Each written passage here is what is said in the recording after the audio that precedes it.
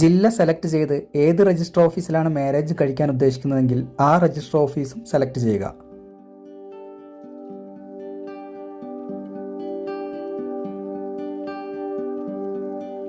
അതിനുശേഷം വരൻ്റെ പേരും മറ്റു വിവരങ്ങളുമാണ് ഫില്ല് ചെയ്യേണ്ടത്. ബ്രൈഡ് ഗ്രൂം എന്നാൽ വരൻ എന്നാണ് ഉദ്ദേശിക്കുന്നത്.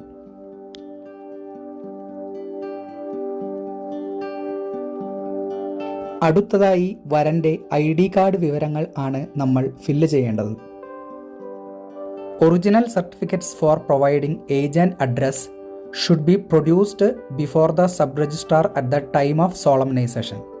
മാരേജ് രജിസ്ട്രേഷൻ സമയത്ത് സബ് രജിസ്ട്രാറുടെ മുമ്പിൽ ഏജും അഡ്രസ്സും പ്രൂവ് ചെയ്യുന്ന വിവരങ്ങൾ നമ്മൾ സബ്മിറ്റ് ചെയ്യേണ്ടതാണ്.